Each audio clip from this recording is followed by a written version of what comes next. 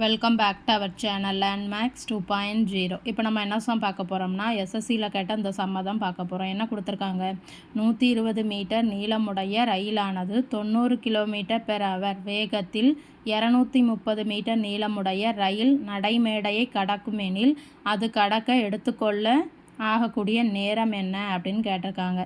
அதாவது இப்போ ரயிலின் நீளம் எவ்வளோன்னு கொடுத்துட்டாங்க, அதனுடைய லென்த் 120 மீட்டர்னு கொடுத்துட்டாங்க.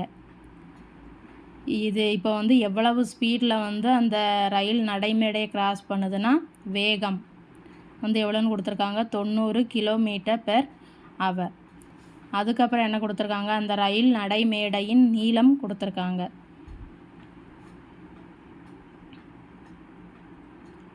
எவ்வளவு, 230 மீட்டர்.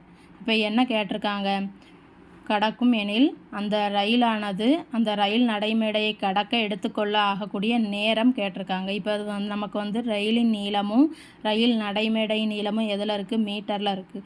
ஸோ அதனால் நம்ம வேகத்தை என்ன பண்ணிக்கலாம், மீட்டர் பெர் செகண்டுக்கு மாற்றிக்கலாம். அதுக்கு என்ன பண்ணணும், இதோட 5/18ஆல் மல்டிப்ளை பண்ணால் kilometre per hour metre per செகண்டாக மாறிடும்.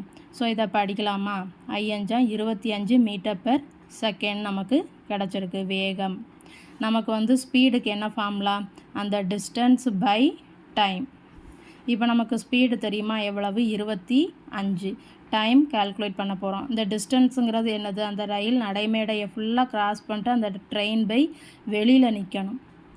அப்போ தானே அந்த ட்ரெயின் அந்த ரயில் நடைமேடையை கிராஸ் பண்ணியிருக்கு நம்ம எடுத்துக்கலாம். ஸோ அப்போ இதனுடைய லென்த், அதாவது நடைமேடைய லென்த்து 230ஐயும் ரயிலின் நீளம் 120ஐயும் ஆட் பண்ணிக்கிடணும். ஸோ அப்போ எவ்வளோ கிடைக்கும், 350. ஸோ அப்போ இதில் இருந்து டைம் எவ்வளோ கிடைக்கும், 350/25. இதை இப்போ நம்ம அடிக்கலாமா, 70ன்னு கிடைக்கும். இதையும் அடிக்கலாம். ஸோ அப்போ 14 செகண்ட்ஸ். இந்த நேரத்தில் தான் இந்த ட்ரெயினானது அந்த நடைமேடையை கிராஸ் பண்ணுது இவ்வளவு ஸ்பீடில், 90 கிலோமீட்டர் பெர் ஹவரில். வீடியோ பிடிச்சிருந்தால் சேனலை சப்ஸ்கிரைப் பண்ணுங்கள், வீடியோவை ஷேர் பண்ணுங்கள். தேங்க்யூ.